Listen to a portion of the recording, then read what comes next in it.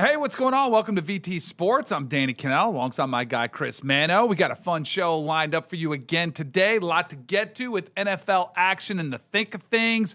Boy, we saw one of the biggest collapses from a defense we've seen. The Bengals-Bears game was absolutely wild.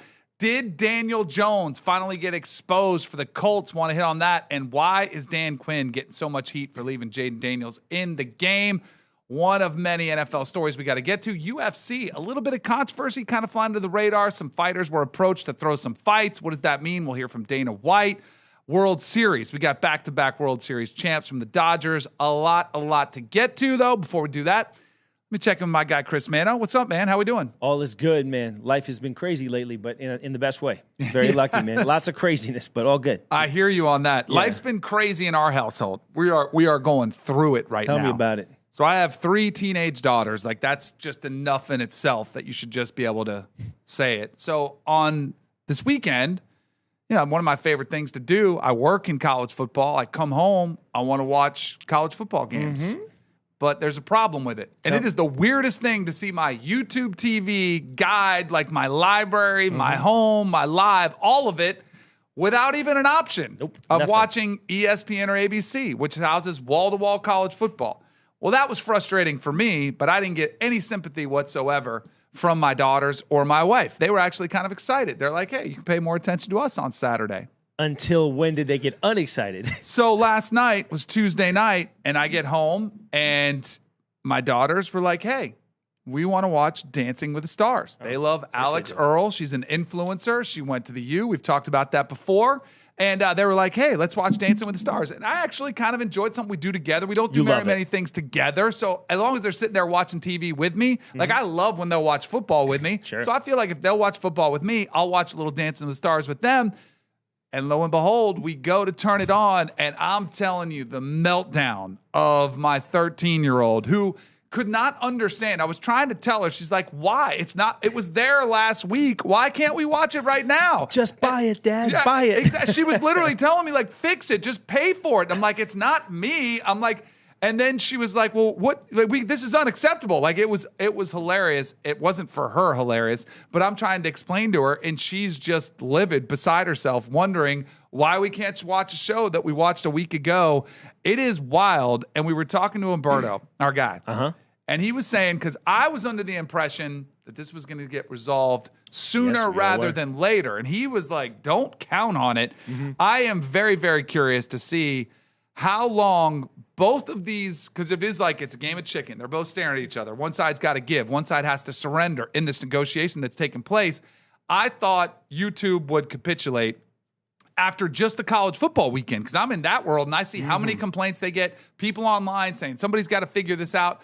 And then I was like, well, they got to figure it out by Monday Night Football. The Cowboys are on, for crying out loud. Like, they have to fix this. And then you don't get it then. I don't know what the end is going to hold, but there are some frustrated people there trying to watch just their favorite events, whether it's Dancing with the Stars or whether it's election coverage, which was the other night, which people were fired up. They could not watch that on ABC. It has been an absolute nightmare for people. Yeah, people do. Your whole world, your worlds, your weekends, your Monday nights kind of revolve around this. Humberto was telling me the story yesterday. This guy, new to football fandom, so we love having Humberto, but you're turning guys like Humberto off quick because my man went out. He got all the necessary pre-game stuff for his Monday Night Football. He's got wings. He's got refreshments. He sits down, and he learned, as the rest of the world learned, cash rules everything around me is what they say, right? Because that's what happened this weekend, and everybody missed out on a team like the Cowboys. And then Pat and them were covering it on the pod this morning. You would think that they'd be able to find some sort of kind of little olive branch for a weekend. Yeah. Nope, not happening. And like you said, it cut the election stuff, the politics stuff. They were saying that, I guess, ABC was begging YouTube, guys, you got to give us, can you give us a day? Can you give us 2 days? And they couldn't find anything, man. So they're digging their heels in. It's going to be a real thing. Brutal. My parents, I actually helped them cut the cord from cable to YouTube TV probably about 3 months ago. And let's just say it has not been a smooth transition. Like, they've been frustrated. Even before this? Even before this. Oh, yeah. And so my mom calls me, and she says, your dad's really upset. And I was like, oh, no. I was like, what? And she's like, he can't figure out how to watch the game. And I was like, oh, boy. And I was like, you, me, and everybody else. And she said, I think we're going to go back to Xfinity. And I was like, why don't you? I'm like, good for you. I'm like, you gave it a try. You're trying to stay up because they're in their 80s, but they try to stay relevant. So everybody's switching to, streaming and going to these different apps and doing the streaming stuff. So they had tried it. And I was like, don't worry. I'm like, I might be right behind you. Yeah, well, stuff, and I'm the same way. I was tweeting about it because I have nowhere to vent. So that's generally my therapist, my Twitter therapy, and I put it out, and a lot of people in the same boat, man. Nobody knows where to go. I think this probably opened it. What happened? They always say like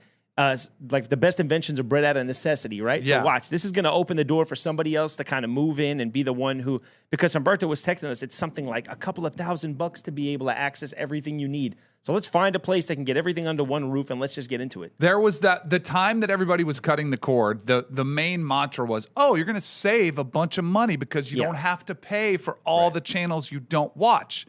I am paying probably 2 or 3 times what I used to pay for cable and just used to be able to watch whatever I wanted. And I made the move from New York down here. So to get my teams now, I'm on like a 1-team package for the Yankees and a 1-team package for the Knicks. And I'm just like, oh my God, this is just so much. And now it's Amazon Prime on Thursdays. Like you said about your pop, I lost my pop like about 10 years ago. And I say sometimes, like, I hate that I had to lose him, but he wouldn't have navigated this world well, man. No. He was not built for this world. No. It's funny, though. Isn't your pop like a big-time surgeon and stuff? Yeah. So to think the things that he's able to... Right. Guys, you're making YouTube too difficult. If he can't handle YouTube TV, but he can handle that, there's a problem here. There is. Something's got to be done. Something's got to be done to provide us with a He's solution. saving lives, but we can't watch sports. Oh, my goodness. What a nightmare. All right, let's get down to some NFL action because your Kansas City Chiefs were playing against the Buffalo Bills. Yes. What's really interesting about this, the Bills come up, they come out on top. Patrick Mahomes was taking some hits. Yeah.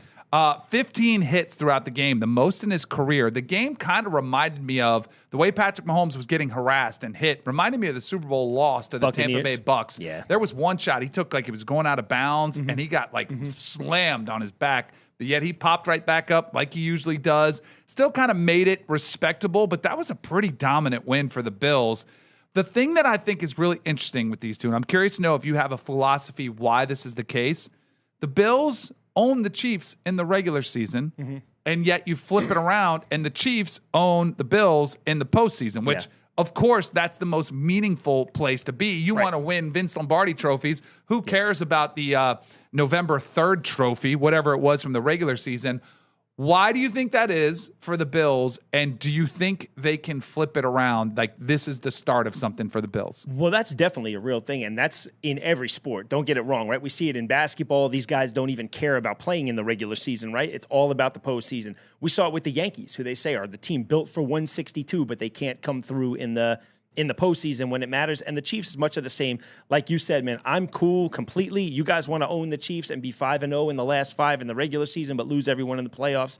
Yeah, it's different, man. The lights are brighter. These young guys who haven't been there before, I think that's probably the biggest part of it, right? The Chiefs have kept they've kept that foundation, like the big foundational pieces that they feed off have been there for a bunch of years. The coach is a proven winner. He's been in NFC title games for 15 years with the Eagles every year. Then he came over to Kansas City, and that's Andy Reid. So you have like that stability, that foundation rooted in playoff success. These are the guys you lean on when that happens. Who do the Bills have that know that level of playoff success? It's not the coach, right? It's not the coordinators. It's not their starting quarterback, who's been fine, but he's not the same player in the playoffs as he is in just mistakes. It's the ability to minimize mistakes in the playoffs, and the Chiefs have done a better job of it than I think the Bills do. I almost feel like there's a sense of urgency from the Bills because they look at the Chiefs as who they want to be. So anytime they play them, they're like attuned, they're doing the extra work.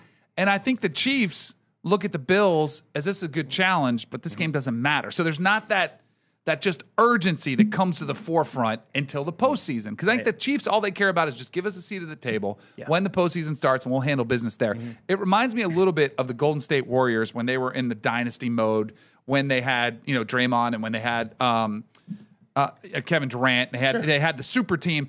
The year that they wanted to break the Bulls record, they came in dialed in. Yeah. But after that, it was kind of like, we'll be there. Remember they were like trying to set little records in quarters and seeing how many Klay Thompson could get in a quarter. But other than like they weren't really focused in the regular season.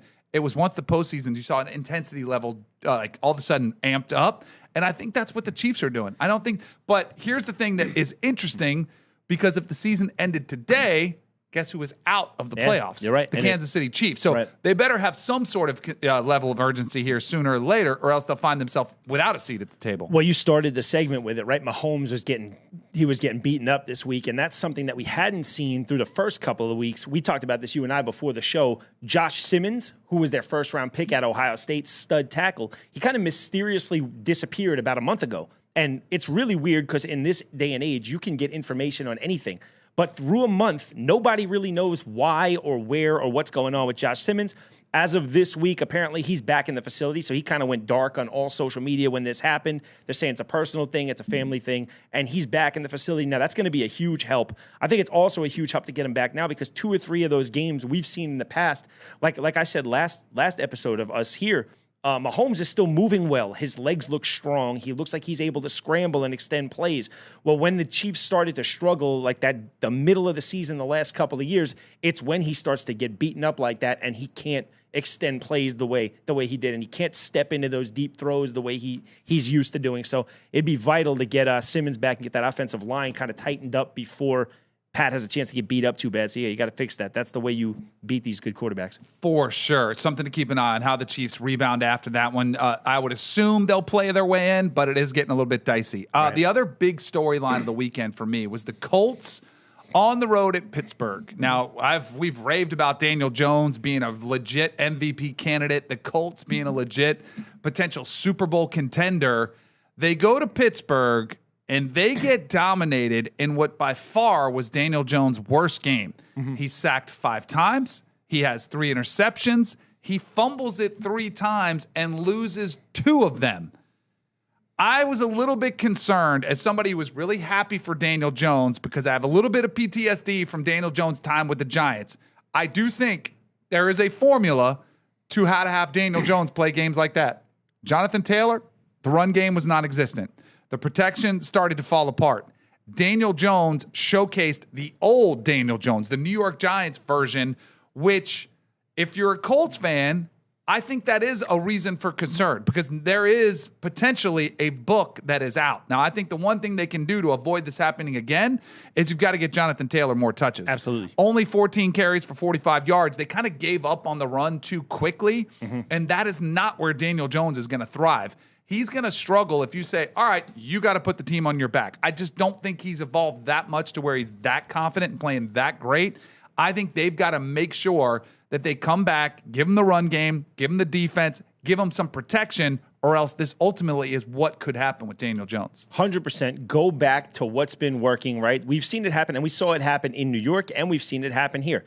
Don't ask too much of Daniel Jones. Daniel Jones can be a very good game manager. He's never going to be the guy, despite how weird is it that he's leading the league in passing right now, right? Every week I look at that and I'm like, this is the craziest thing I've ever seen. But guys, don't get too cute out there. Keep handing the ball to Jonathan Taylor. Continue to do what works. Let Daniel Jones make 3, 4, 5 plays a game, and you'll get back to what you were doing. You got to keep him protected, though.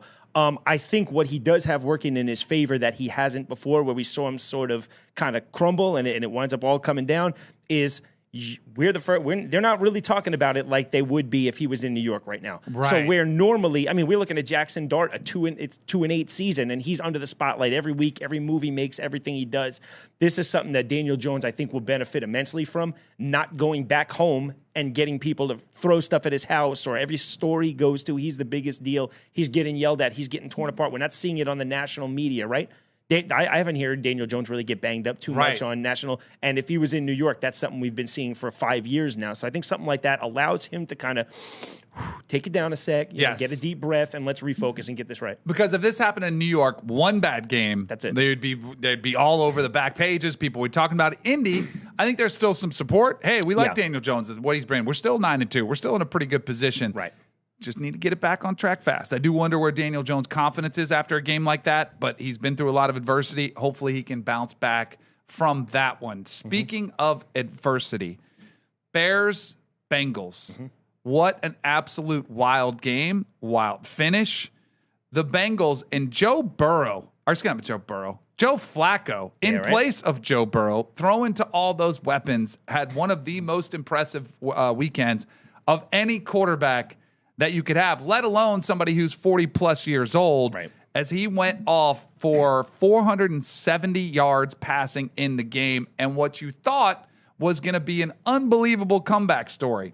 4 touchdowns, 2 interceptions, but you forgot who was playing on the other side of the ball for the Cincinnati Bengals, because in a game where they missed 15 tackles, including about 5 on the final play of the game when Caleb Williams found his tight end, Colston Loveland, for the game-winning touchdown, where he just went by. I mean, there was 3 or 4 Browns that pinballed him. Absolutely had the opportunity to make the play, and they did not.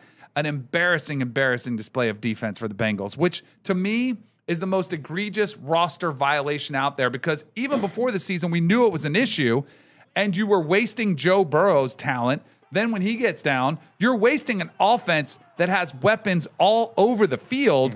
And the frustration from some of the players on the Bengals locker room was loud. Here's a couple of them. Here is Chase Brown talking about the defense. Fourth quarter, you scored 2 touchdowns in like a minute of game time. What goes through your mind when you score that second touchdown and take the lead? Defense get a stop.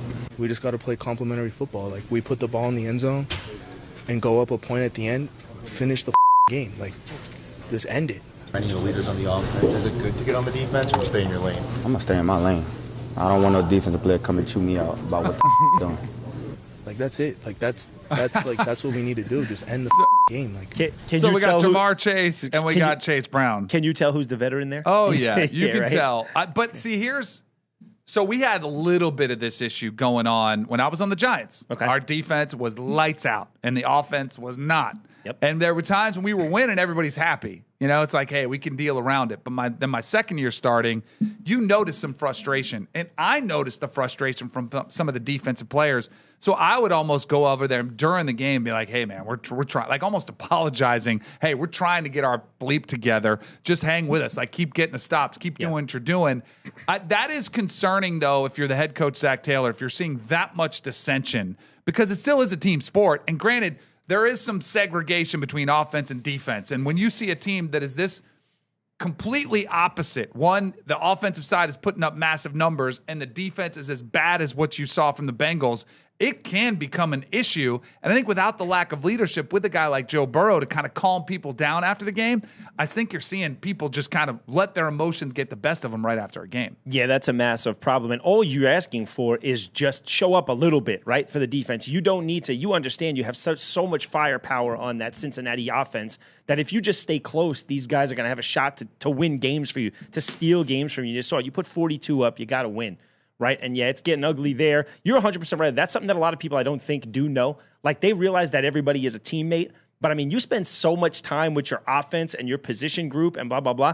I always tended to gravitate towards I had a couple friends on defense, but you always tend to gravitate towards the guys you're with the most. So you don't realize it. In every other sport, you're with each other because everybody plays both. Yep. This is the one where the locker room, you're absolutely right. They could be very cliquey and very segregated, but stuff like that doesn't help. You're going to see right away, players only meeting, right? Let me ask you this, because Joe Flacco is like a veteran. I mean, he's very respected around the league. Has he been there long enough? No, he hasn't. He's only been there, 3 weeks? Right, but I get it. But has his history, like Aaron Rodgers has only been in Pittsburgh for 2 months. Right. If he, after week 4, sits down with the team and says, guys, like Tom Brady when he was with the Bucs, is Joe Flacco a guy who can pull the room together and be like, guys, I get it, I'm new, but this is how you win in this league. I've done it. Is that something he can do? He can try, but I do think it's tougher because only time develops those type of bonds that the best teams have. Like, even Aaron Rodgers had at least somewhat of a training camp where he could be with those guys. 3 weeks during the season. I bet Flacco doesn't even know every defender's name, like every guy on the defense side of the ball. But he can spread a message. He can try to spread the message of, hey, man, we're all in this together. I want to hear from Zach Taylor because I want to hear what he had to say after the game about the debacle on the defense side of the ball. Not if you're not doing everything you can on your own, and I've pointed that out with Chase. There was 2 big plays that we could have done better that would have led to points. And so I think I liked Jamar a little bit better. I can tell Jamar's frustrated, but he didn't want guys coming at him if he's had a poor performance or something that he was disappointed in. So I trust that that's a one-time thing, and we'll learn from that. That's not how we want to react. And one of our best players, one of our highest character players, I think in a moment of frustration said that, and I don't expect that to happen again. So I actually don't have any issue with the offensive players getting frustrated with the defensive players. Mm-hmm. The problem I have is that they're doing it publicly. Absolutely. Like if you want to hash it out after the game, I would actually want you to see some fire and to see some guys that are ticked off because you weren't performing, but it's like a family that's fighting in your neighborhood, and they're throwing, like it's when the wife comes out and she throws the husband's clothes on the front lawn and says, "Get out of here, get out of my house," and they make up, and you see that all the time. No, keep your problems inside the house. Sure. No one needs to know about all that, because I do think it's this healthy balance of you don't want players complacent, like, oh, we're okay with that performance. You just don't want to air out your dirty laundry with the entire media. And I agree with you 100%. And I do like, as much as it almost contradicts that, I love how Zach Taylor handled that, right? I like that he came right out and said in the best way, like, we let Chase Brown didn't play a perfect game. You know what I mean? So until we're able to play a perfect game, probably not the thing to do is to kind of call out our guys. And you could tell the relationship and the love that he and his players must have with each other to be able to kind of say it like that in a good tone, very calm. He's very sure that that's not going to be a thing again. I would imagine you probably won't hear it again from him. But yeah, you're 100% right. That stuff's got to stay in house. It's almost like one of those things where, like, I'm going to beat my little brother up. I'll beat him up. Right. But you try to touch him outside the house, it's a war. Like, it's on now. You got to have each other's back. That's how it's got to be from that perspective. Absolutely. Sunday Night Football thought was going to be a fun game. And boy, it was anything but as the Seattle Seahawks came out. Sam Darnold's first half was perfect. It was. I could not believe the numbers that he was putting up. I think it was 28-0 out of the gate. I was working on Sunday night, so I was kind of doing some recaps from the Sunday action throughout the day. But Darnold came out, was close to flawless, and you're looking at 16, close to flawless. He wasn't close to flawless. He was flawless. 16 for 16, the perfect quarterback rating, 4 touchdowns, and you're thinking, oh boy, here we go. Now, what you saw late in the game is really what made news, because here's a couple of Sam Darnold's. This is probably all of his 16 completions back to back to back. He's been dealing. His story has been great. As a prospect, Sam Darnold was supposed to be like a generational prospect. I remember the Jets traded everything to come up and get him, and the Jets. But what I like about him is he's not trying to do too much. He understands what his strengths are, and you're right. You said it. He's learning how to be an NFL quarterback. I mean, having Jackson Smith and Jigba doesn't hurt, right? That kid's a killer, man. Yeah, that's bad. All right, that is not the direction that Jaden Daniels. It looks like a right arm, doesn't it? It looks like a bent right arm. So this was a huge story because in a blowout, you had Jaden Daniels still in the game. I think there were 7 minutes left. 7 minutes left. Washington Brass took a ton of heat. Why is Jaden Daniels in the game at that point? Did you have a problem with it? Under normal circumstances, I wouldn't, but I'm looking back at it now. Yeah, 7 minutes. You're not even going to get the ball enough. I think probably I pull him, but again, I don't know, man. I'm on the fence about it. I'm on the fence about that one. Did you have a problem with it? No problem with it whatsoever. Really? I think if you take Jaden Daniels out, you're telling your team we quit. We're done. But we're forfeiting this game. Remember, Jaden Daniels has missed games already with an injury this year. I don't care. Like, if he's healthy enough to play, you let him play to win the game. If they score there, it's 38-14. You go for the onside. Like, there have been great comebacks before in the fourth quarter of football games, right? So you're just saying, well, we don't have any chance to win this game. I don't like the message it sends. I think you're saying that your quarterback is better than everybody else who still is left playing on the field. I did not have a problem with him going out there and playing. It is a physical sport. That play could have happened in the first quarter. It could happen in the second quarter. Anytime you're playing football, you could get hurt. That's just a reality. It's bad luck that it happened. But to say that for Dan Quinn, that he should be fired, I mean, there's people outraged that Jaden Daniels is on the field. Sure, if you wanted to take him out, I wouldn't have said, hey, you shouldn't take him out. But I have no problem if you're leaving him there to compete and send a message to your team that we're not throwing in the towel. We're not quitting. Don't we tell teams to finish and go out there and finish games? But then you're going to treat your quarterback differently and say, well, you can quit this time. The interesting thing is I was on the fence until you just made the case, and now I think you should have sat. And not that you made a bad case, but when you said it, you basically were like, they could have went in and got a touchdown, and then they could have went and got an onside kick, and then they could have scored a touchdown, and then maybe they could have got another onside. Yes, they could have won. Yeah, no, they couldn't have won. Why They couldn't have not? won. Not with 7 minutes to go. When one onside kick has been successful the entire football season. So here's the thing. You score there, it's 38-14, Okay. and if you don't get the onside, then I'd be all right with it. Like if it gets down to a point where you're under 4 minutes, 3 minutes, and there's really not enough time, then I'm okay with it. But at that point, you're still showing some signs. You're getting some momentum. Jaden Daniels hadn't played, so like you're getting him some more work on the field. I'm totally okay with it. Okay, well, you also mentioned Jaden Daniels being treated different than everybody else. How do you feel if he takes Jaden Daniels out, Terry McLaurin out, and a couple of the other guys out at the end of the game and just says, guys, we're going to live to play another day. We're going to get out of this one healthy. I mean, the odds say we're not going to come back and win this one. Let's get everybody tightened up. Jaden, you've been banged up. I don't want to. How would you feel if he just came out and worked? Because I think after the year they had last year, I think Dan Quinn's job is safe right now. I don't think there's any reason for him to get fired over it. I think it's absurd. Over the people that over the top. Right. So what do you think if he were to do that with everybody? Terry McLaurin, you're going to chill out. What are we doing? Should we just start a 10-run rule too? Like, should we just call games over when you're down 4 touchdowns? Should we just quit? I don't know, man. I've seen it too many times where guys. You jeopardize the. I mean, this is a long season, man. This is a marathon, not a sprint. To see the 1 in 1,000 time that they come back and win that game. It is a marathon when you're 3-6 and you're staring at a season that's awful. Right. Yeah. I don't like the message that it sends. What do you think of the cursed field in Washington? These are a list of the injuries that have taken place. Those are some pretty big names that have been hurt on this field. You know what this makes me think of too? Did you ever hear of? And I'm sorry, guys. I think I'm all over the place sometimes. But remember that Alex Smith injury that happened on this field? Oh yeah, guys. Can you pull up the compare? No, I don't want to see the injury. Okay, good. But we're talking about like a cursed field. How like a lot of stuff happened in the same spot. Go look at the crazy correlation between the Alex Smith injury and the Joe Theismann injury. Happened on like the same yard line on the same date, like with the same teams. It's like really crazy, guys. I don't know how fast we can pull it up. It's absurd, but again, I'm all over the place. I don't know if I think it's a cursed field. I see the same thing happen at MetLife all the time. You say it's the turf, right? But then I see things like who blew their leg out a week ago. I mean, Tyreek Hill on his turf, and then guys, it's football. It's a dangerous See game. how crazy that is? Look at that. It's broken right fibula and tibia. Same day, same team, same city, same yard line, same final score by 3-time defensive player of the year. The left tackle was. That's pretty crazy. Yeah, that's man. What pretty wild. Yeah, I don't know. I don't know where I got that from, but that popped into my head when you showed me the coincidences. But look, no, do I think that? I think they make too much of the field at MetLife being an injury thing. It's an injury thing. You get your foot. It's not a lot of them where the foot is getting stuck. I mean, Malik Neighbors came down funny from a jump. Yeah. I mean, it happens. There's nothing you can do really.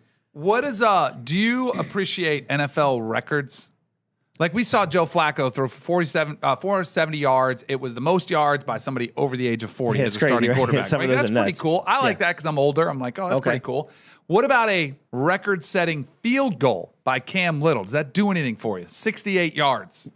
It's a bomb, if that's what you mean. I think what I realized after this is I don't know what the frig they're feeding the kickers. Yep. But 2 years ago, a 60-yard field goal would make me say, wow, that's absurd. And now every week, if I don't see 2 or 3 of them, something's going on because these guys are on the logo or behind it every week, and they're nailing them with, like, clearance, too. Like, that thing goes from 71. You know what I mean? I don't know what they're doing. I'm almost wondering if it's like you think baseball, the juice ball era or the saws era. Like, what are these guys tell you what doing? It is. Tell me. The flexibility programs or something like that? No. So did you know that starting this year, the NFL K-ball rule, do you remember that? Yeah, so it used to have the special balls, same NFL ball, but it have a little K on it that was just for the kickers, right? Mm-hmm. So the rule change for 2025 is that teams can now prepare kicking footballs before game day, which the previous rule limited preparation to a 90-minute window on game day. That is, this huge. was one of my least favorite things about playing in the NFL was the ball. Now,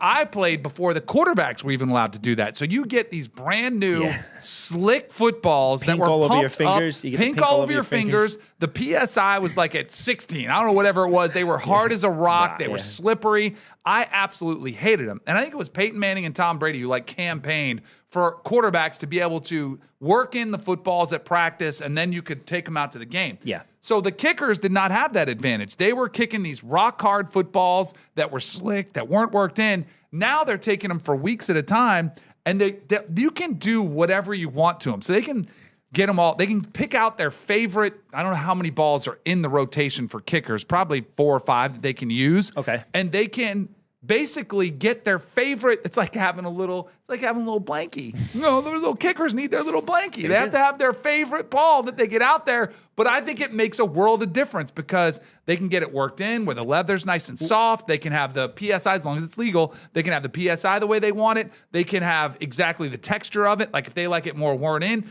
And you can actually tell if you're watching the game. You mentioned the pink stuff that comes on. Yeah. The older balls get a little bit browner. So you can actually up. see it. And it's funny because I remember in college, and even the NFL too, if you just looked at a kicker's ball bag, they were a little bit more like rounder, and so they and can, like slick, like smooth, like the pimples are worn off. Yes. So now that they can manipulate the balls for the first time, I think that has done an unbelievable job for these kickers. And of all the things you said, it's the PSI is everything, right? Like if you can blow that thing up like a balloon where that thing can just get air and go, I think that's the biggest thing. It's the same deal. It's that'd be something I'd be interested to hear. This as like vital as it is that they check the quarterback footballs. Obviously, we had the deflate gate thing, and ever since then, it's been something that people paid attention to. If the PSI, if it's just a free-for-all where you can find the PSI that works for you, and these guys aren't even looking at it, I'd be honest, I hate it. Yeah. I hate the idea that you barely got to play any defense. If you got the lead with 25 seconds to go and kick the ball off, they need to get 17 yards and they can kick a field goal to beat you. I hate that. Yeah. I don't like that the kickers have this much influence over the game. They're so good now. I think they almost do need to move the goalposts closer together, tighten make them up some a little. sort of tweaks so that they could do it because it is becoming an issue. You know what else I think helps the kickers? Kickers are basket cases, right? Yeah, They're mental basket cases. Absolutely. I think the fact that they get to have their footballs like a little security blanket, I think that helps them mentally feel like I can make any kick out there. I think it helps them mentally. Yeah, I mean, we've seen it with everybody, and you're 100% right. The kickers are the ones who need the therapy out of all of us, man. It's that it's true. You could have a guy like a Justin Tucker, who's for 15 years, he's on the ball, he's on point, nothing can fluster him, and then he misses one, and 1 turns to 2, and 2 turns to 3, and you know it's not because he can't physically do it. I mean, we watched Butker do it this year. Yeah. Butker has been an absolute Mariano Rivera for the last 7 or 8 years for the Chiefs, and through weeks 1 through 6, every week he was missing one, and you could tell. In our field, we have something we call paralysis by analysis. You get on the field, you overthink, and you almost cripple yourself. I mean, we've seen baseball players do it. They yip it. They start throwing the ball all over the place. Yep. Or, a basketball player who's airballing free throws. And it's because you almost overanalyze what you're doing instead of just letting yourself free and let yourself go. And, this is something that kills these guys. There was another funny clip, what you said about the quarterback footballs, right? You saw in the Kansas City game, Mahomes just let one fly when he was about to get sacked this week. He threw it right through the end zone, and a kid caught it. Oh, yeah. And they used to not – I don't think they used to let you keep it, and it was because – I don't know if it was because they were expensive or whatnot, but now they come and they exchange the footballs. And I think Tony Romo, or whoever was calling the game, made a point to say, oh, that's cool. You could see them exchanging the balls. The reason they do that is because Mahomes has been spending 3 days to get that football like he wants it. So you don't want to lose one of them babies in the stands. You know what I mean? No, you do not. I sent the fellas, speaking of kickers, I sent the fellas a clip of a kicker in college this past weekend. I don't know if you got a chance to look at this. The guy in his undies? In his little undies? He's wearing basically tighty whities. Unbelievable. I mean, he's basically wearing a girdle. It's an Oklahoma kicker who did drill 2 55-yarders. You better drill him. If you come out to the field like that and don't drill him. And Kirk Herbstreit was on it. Yeah, that's the clip right there. The Kirk Herbstreit was on it because he said this should be a penalty, which I totally agree with. But the length of these shorts, this is not even a football uniform. What are we doing? No, but I mean, did you because this has been a trend? It's the kicker, so he gets talked about because he's there. There have been a lot of football players recently who have really pushed the envelope with the short shorts. Yeah. They're 5-inch. Lululemon has 9-inch, 7-inch, 5-inch. These are 5-inch shorts. Why are we letting them do this? And does it matter? Yeah, it's weird because the short time I was there, I remember that if I had any skin showing on my legs after pregame, the NFL too. NFL, the rule is there, but college you don't have because you can wear your socks low. Yeah. So there's not really that you can have. And some of the NFL players, they'll pull their socks all the way up so you don't see skin. Yeah. But it's not as noticeable. But these shorts with low socks. I mean, it looks like you can't even wear those at my golf club. You would be kicked off the golf course because they have to go down to your knee. Yeah, what we used to do is, even as like skill players, is I would take the little plastics out of the pads because I did it, and maybe that was just us being nutcases, as I felt like I was hindered, like my movement and my range of motion was, because you don't usually walk around with 7 or 8 pads around your waist and your hips, so, and real tight pants. Like, I mean, I would wear loose baggy pants. I still probably do till this day. Right. So anytime I'm like restricted, it's something I think about. But I mean, no, I almost feel uncomfortable like walking around like that. But no, I'll tell you what, man. Thank God he nailed 2 of those, because you come out there in those little babies and you miss 2 of them. You're putting yourself out there to get killed. If I'm another coach playing Oklahoma, I'm telling the officials, hey, you're going to call a penalty on that. What's the penalty? I don't Equipment know. violation? Yeah, I would think so. I don't even know if it's officially, but I'm trying to get into his head. Is what I'm saying. We're talking about how soft they are. What sucks about it is when I see a guy like that, I want to hit him. Like, oh, okay, you're going to come out here and not wear pads. Make I want him to play smack football. you. Yeah. And you can't, because like you said, they're babied. Yes. They're babied. They are. We've Yeah. talked a lot about the Miami Dolphins and the Dolphins potentially making a change. Well, we got one change. We did not see the whole clearing house, which still maybe we might. Mike McDaniel survives another week, but Chris Greer, their GM, was fired after another. Like it was so weird because it felt like the Dolphins maybe had found some life after a win against the Falcons, which was really pretty impressive. But then getting embarrassed at home against the Ravens, where they only muster up 6 points. It's just yet another just ugly one. Lamar Jackson in his return goes off for 4 touchdowns. He looked great. Were you surprised that Mike McDaniel survived as well? Or do you think that's just inevitable that that's the next move coming? Well, the first thing is the semantics behind the whole thing, right? Because the way this happened was they said that Chris Greer and the Dolphins mutually parted ways. Yeah, so he's been there for 25 years, never won anything. So I don't know how mutual the parting of ways was, but that's cool that they let him save face a little bit. No, I think what the heck is the point of bringing another? I mean, I watched this happen with the Jets last year. Forgive me for always bringing it back to my guys, but I've watched that train wreck too many times.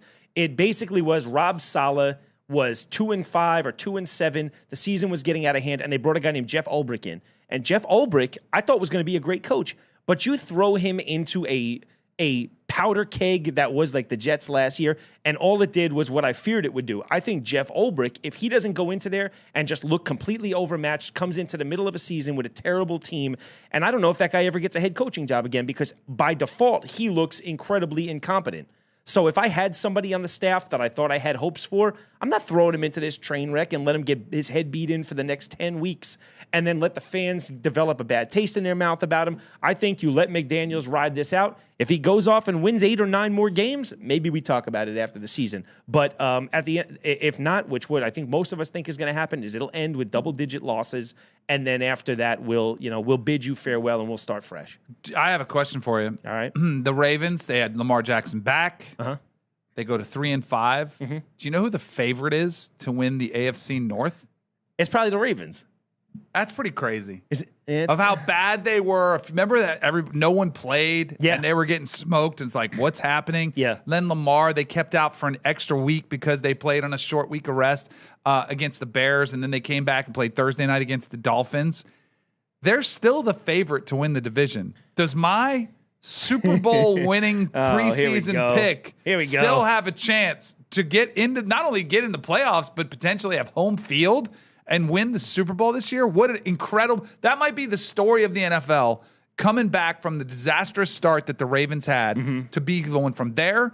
Even if they go on a deep postseason run, if they go to the AFC Championship game, it'll be one of the most miraculous comebacks that we've seen in the sport. Well, if that's what, odds makers are saying, it's because I guess they believe that Burrow's not going to come back. I think, right. I mean, it can't be.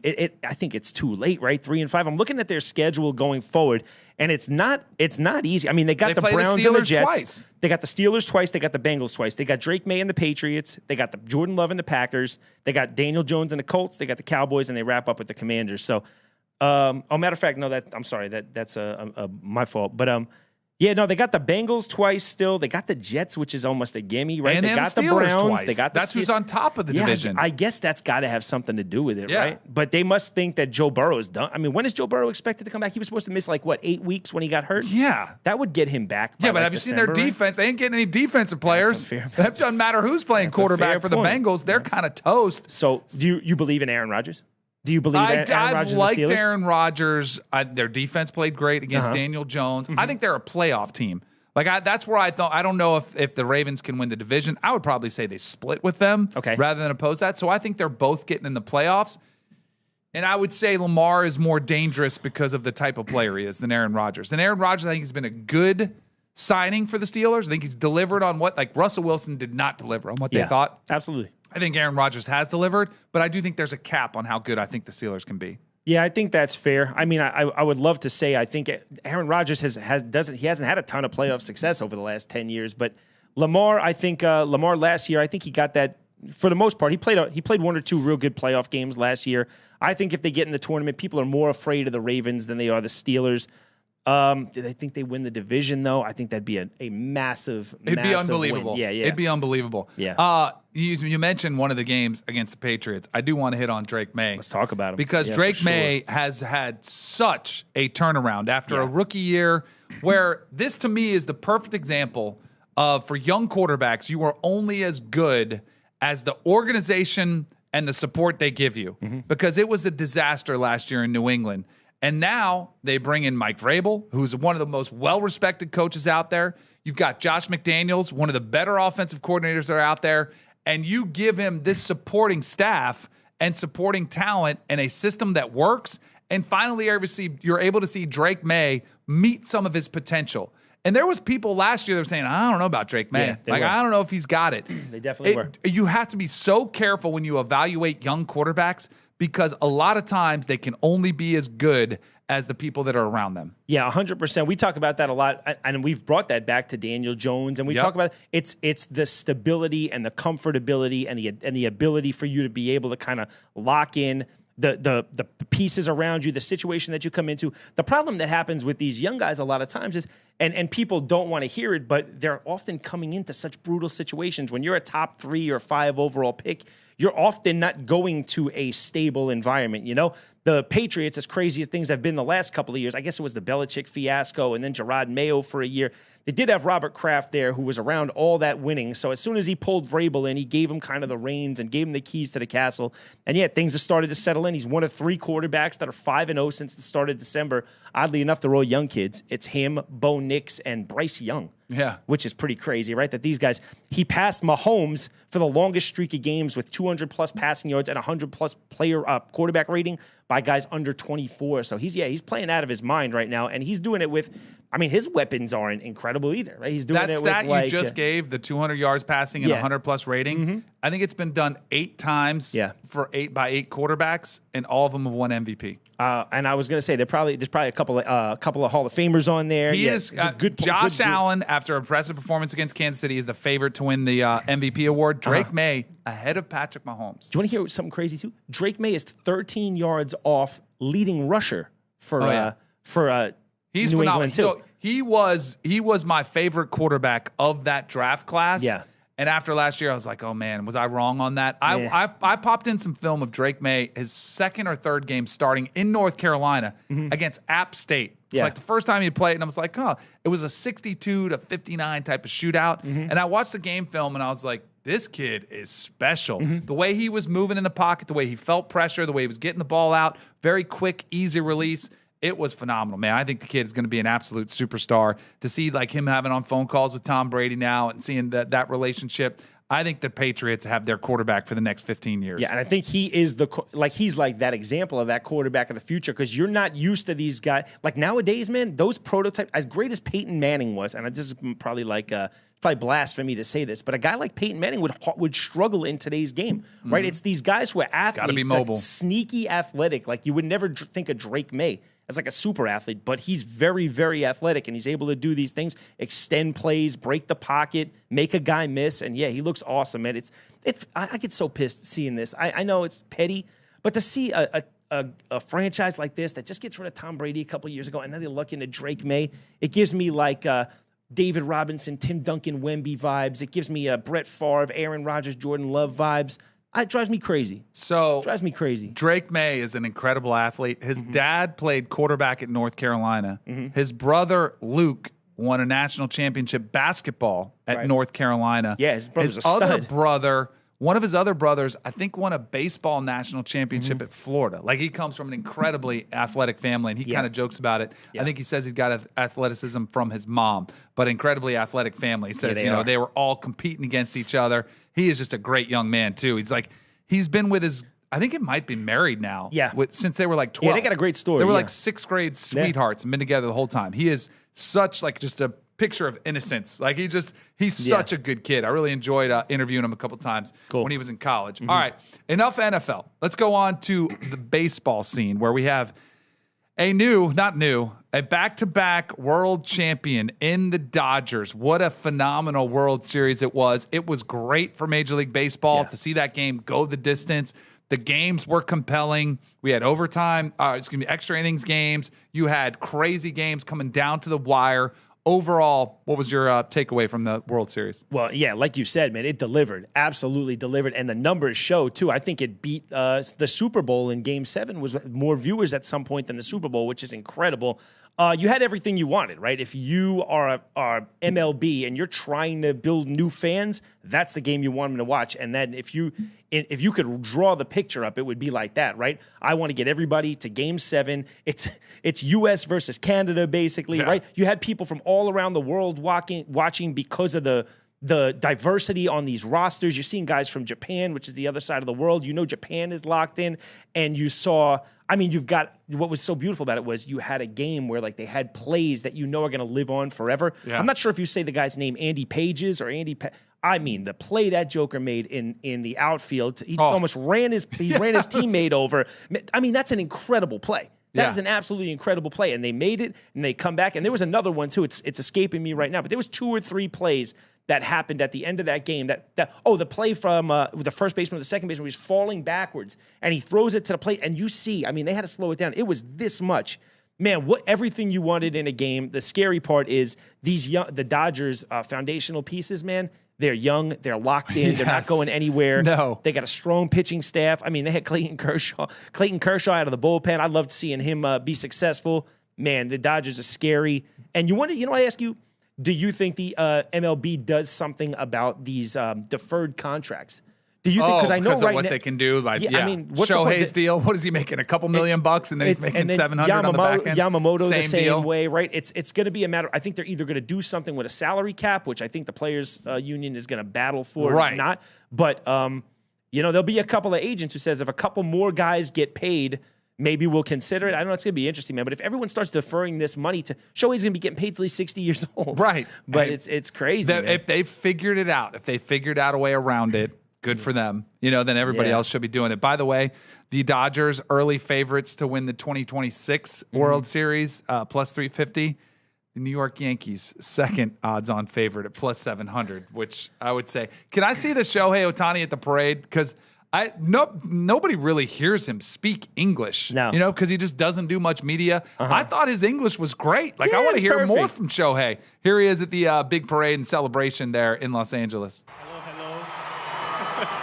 I want to say that I'm so proud of this team, and then I want to say you guys are the greatest fans in the world.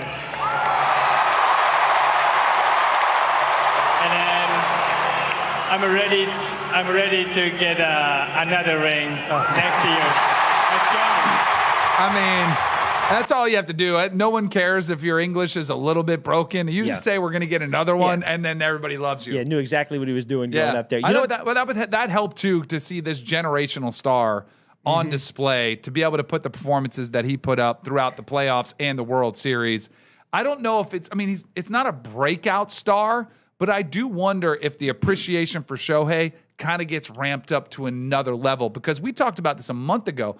I didn't know if our sports fans in the United States really appreciated what we were watching, which was a generational talent. I think a lot of people are like, oh, yeah, it's cool what he's doing.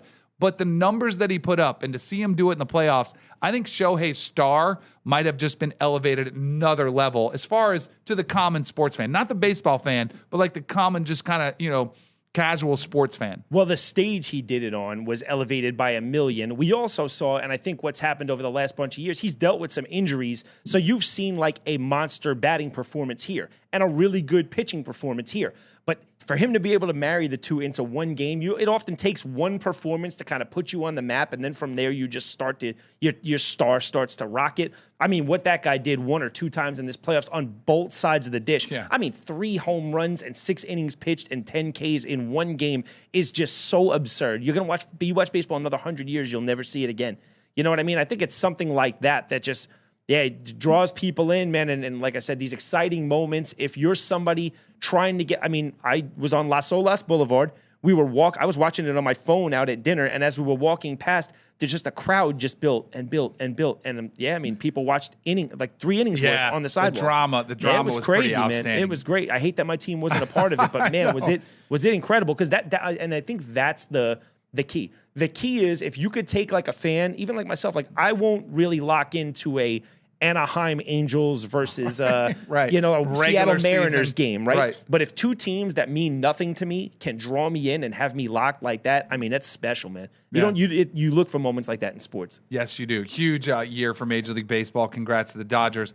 I want to get this UFC story in because I sent you this. You're my expert. I just rely on you this. So I was kind of curious what you thought overall with several fighters taking to social media to say that they had been approached to potentially throw fights. Yeah. Do you think this is common? Do you think this is because gambling's been very much in the discussion? What happened with the NBA scandal with Chauncey Billups and what happened there with Terry Rozier? So all of a sudden you're seeing more people talk about it. I thought this was interesting. Dana White was asked about that story, and here's what he had to say. So this company, IC360, which is the best bet monitoring company in the business. We've been with them for years, and we get a report after every single fight that we do. So for anybody out there that's clickbait saying, "Oh, there's hundreds of fights," it's all bullshit.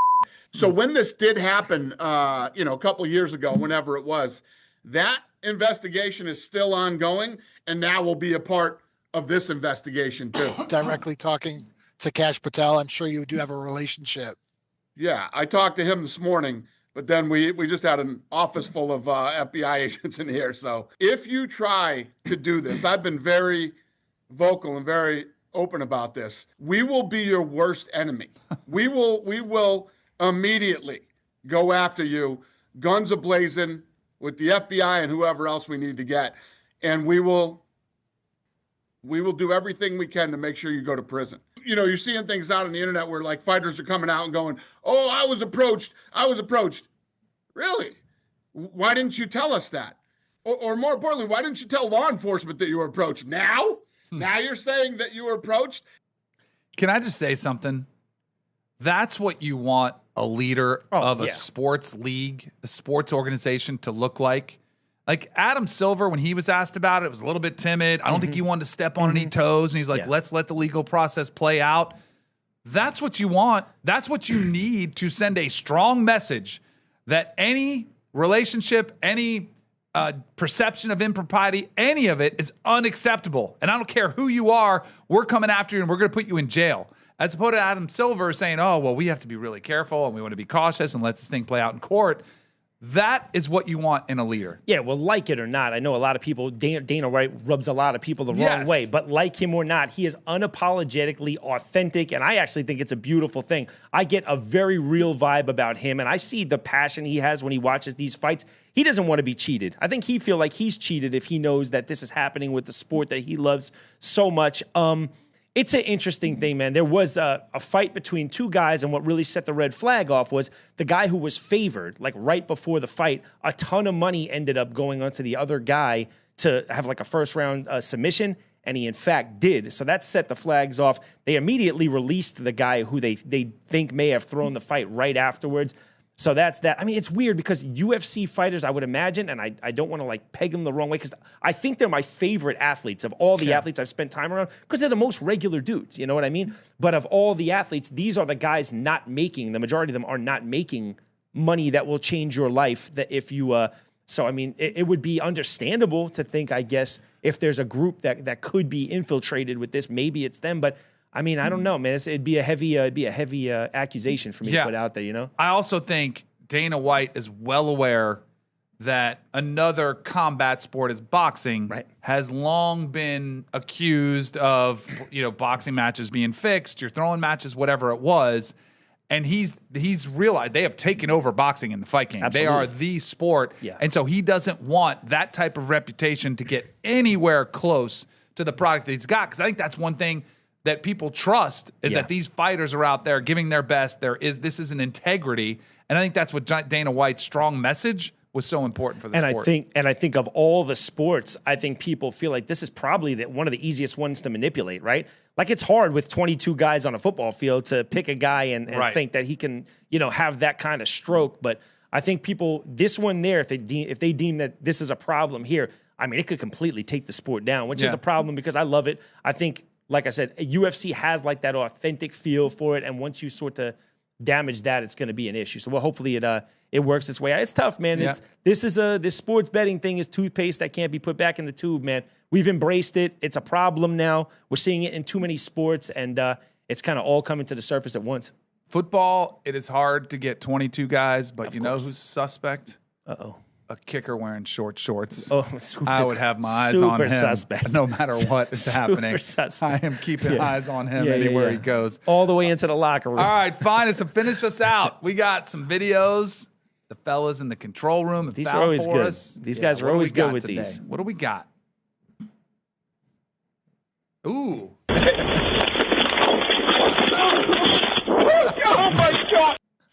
Yes. That is such a good line. Phenomenal. That is great from phenomenal. Baker. Self-deprecating. Always the move. Oh, that was such always a good the move. pull. And for anyone at home, if you're not aware, that was Baker Mayfield's arrest video, low light tape in college, where he couldn't elude the police, but he does a great job of eluding linebackers at the NFL level. So awesome Such job, a good Baker line. Mayfield. I love him. All right, what do we got here? Little NBA action. Oh no. Buzz the tower.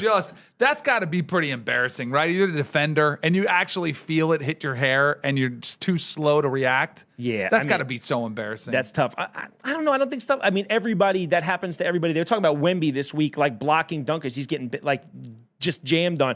I mean, you can't be embarrassed by that. I mean, it happens to the best level of us. of play. And Jokic is a phenomenal passer, by the way. But he is. real close. Like buzz the tower on him good right there. Yep. All right, what else we got? Oh, a little Penn State fan. Oh, gosh. It's one of those halftime races. Oh, look at Brutus go. Oh! Wow, that's a fan. Have you seen those bubble things that you can wear and they do? Like, that's kind of unfair because that guy didn't get the bubble. I was going to say, really? You know, you like usually put both, yes. Usually you have them both go together. You think that guy agrees to that coming on? I mean, that's a It didn't lawsuit. look like let's it. say he looks, say something bad happens. Let's say he's got whiplash Yeah, for that's 2 terrible. weeks. All right. We got some soccer action here. Tottenham? I mean, I thought he should have passed it. The The other guy was running wide open. Yeah, that is. That Oh, was I know still this pretty one. sick. I love this one. This is a Uh-oh, great what do we find, got? guys. Oh, this is a great one. If it's what I think it is. Oh, boy. Celtics, Knicks.